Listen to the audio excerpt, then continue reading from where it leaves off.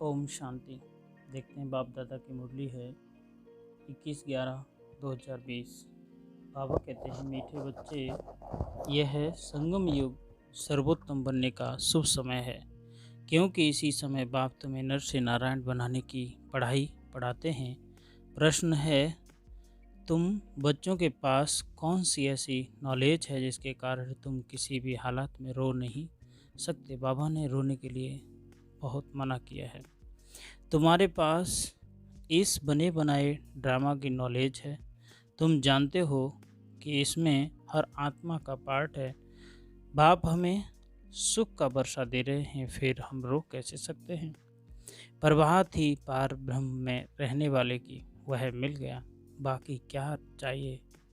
बख्तावर बच्चे कभी रोते नहीं हैं। बाबा कहते हैं, जिसका रहबर, जिसका खुदा मिल गया हो, कहना चाहिए कि आम भाषा में कहते हैं कि जिसका खोया हुआ ऊँट मिल गया हो वो कभी नहीं रोता। ओम शांति। रूहानी बाप बैठ बच्चों को एक बात समझाते हैं। चित्रों में भी ऐसे लिखना है कि त्रिमूर्ति शिव बाबा बच्चों के प्रति समझाते हैं। तुम भी किसको समझाते हो? तुम आत्मा से कहेंगे शिव बाबा ऐसे कहते हैं। यह बात भी कहेंगे बाबा तुमको समझाते हैं। यहाँ मनुष्य मनुष्य को नहीं समझाते हैं, लेकिन परमात्मा आत्मा को समझाते हैं, या आत्मा आत्मा को समझाती है। ज्ञान सागर तो सिर्फ बाबा ही है, और वह रूहानी बाप इस समय रूहानी बच्चों को रूहानी बाप से वर्षा मिलता है। जिस्मानी अहंकार यहाँ छोड़ना पड़ता है। इस समय तुमको देही अभिमानी बन बाप को याद करना है। कर्म भी भल करो, धंधा धोरी आदि भल करो, चलाते रहो। बाकी जितना समय मिले अपने को आत्मा समझ बाप को याद करेंगे तो विकर्म विनाश होंगे। तुम जानते हो शिव बाबा इसमें आया हुआ है, वह सत्य है, चैतन्य है, सत्य चित्त आनंद स्वरूप कहते हैं। ब्रह्मा विष्णु शंकर अथवा कोई भी मनुष्य मात्र की यह महिमा नहीं है। ऊंचते ऊंच भगवान एक ही है, वह है सुप्रीम सोल। यह ज्ञान भी तुमको सिर्फ इस समय है, फिर कभी मिल ना सके।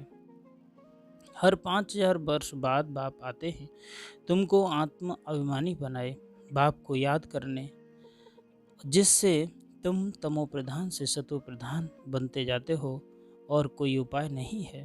भल मनुष्य पुकारते भी हैं, हे पतित पावन आओ, परंतु अर्थ नहीं समझते। पतित पावन सीताराम कहे तो भी ठीक है।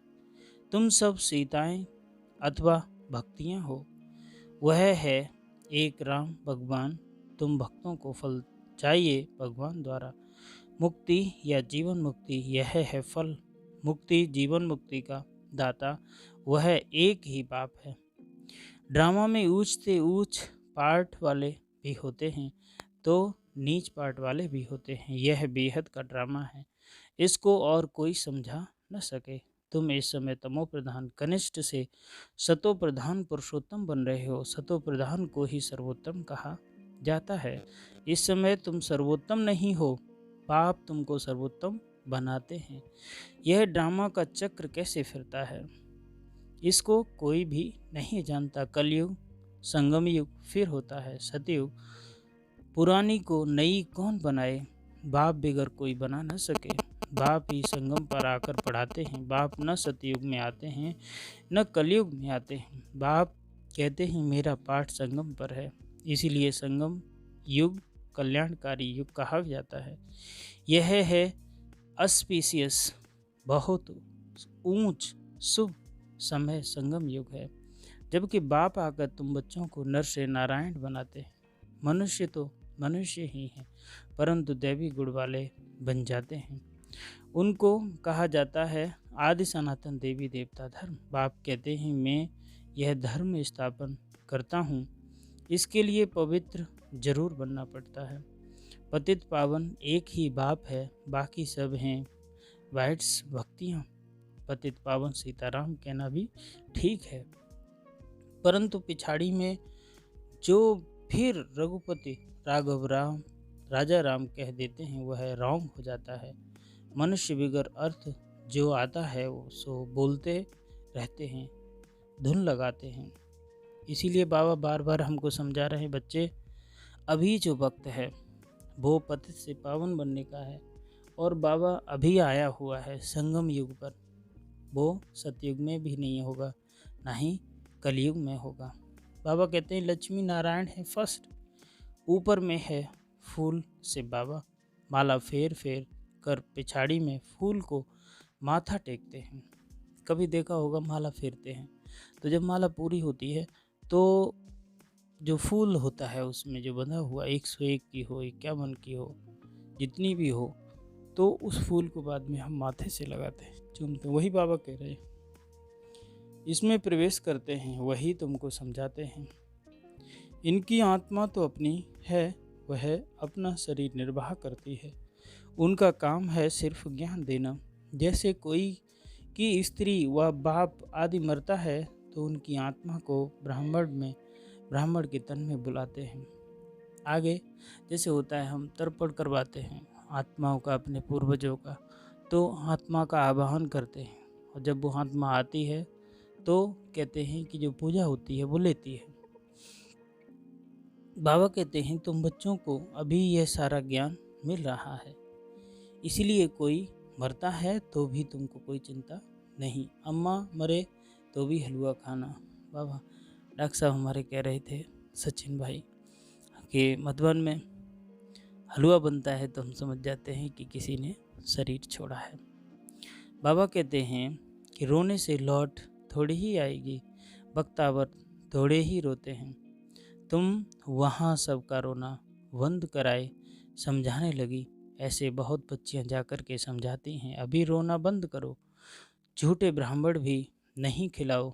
हम सच्चे ब्राह्मणों को ले आते हैं, फिर ज्ञान सुनने लग जाते हैं, समझते हैं यह बात तो ठीक बोलते हैं।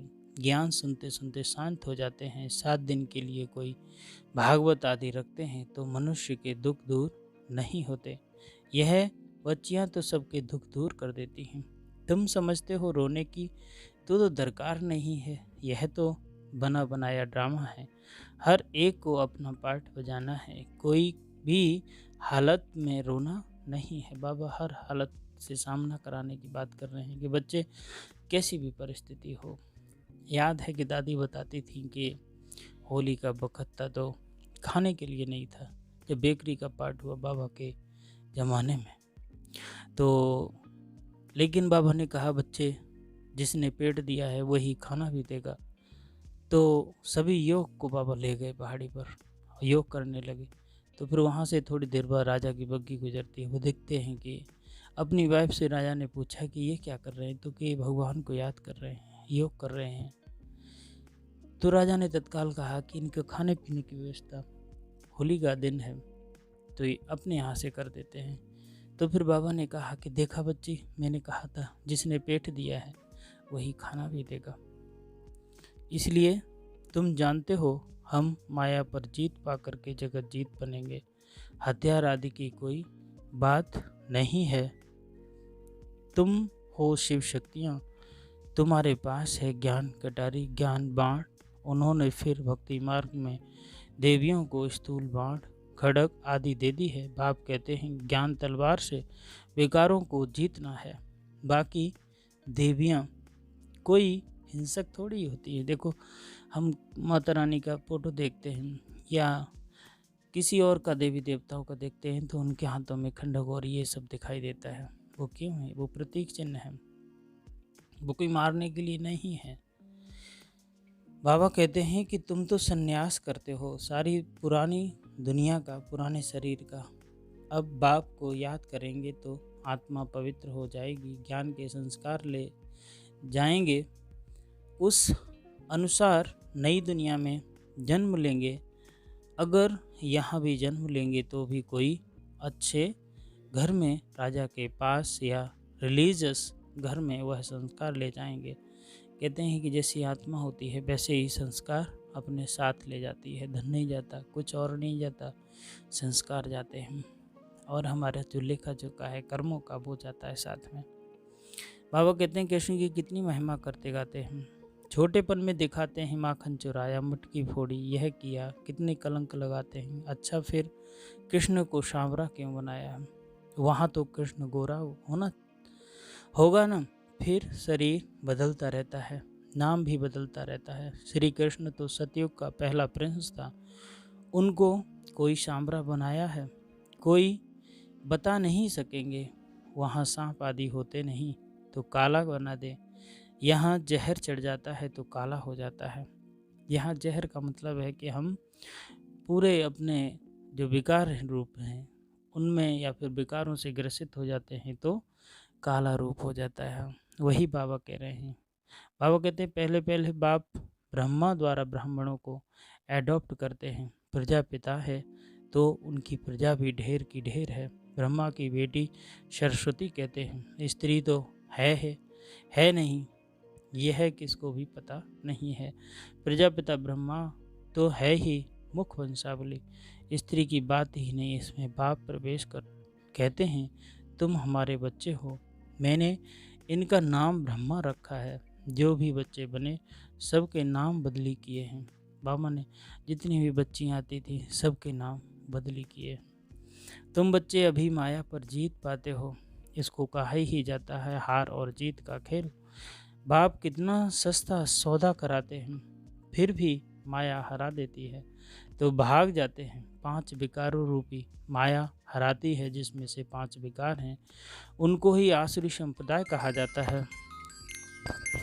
बाबा कितना सस्ता सौदा कराते हैं कि विकारों को ले लेते हैं और खुद बैठ जाते हैं। बाबा कहते हैं आप सर्वगुण संपन्न बाप, तुम बच्चों को समझाते हैं, तुम ही पूज्य देवता थे।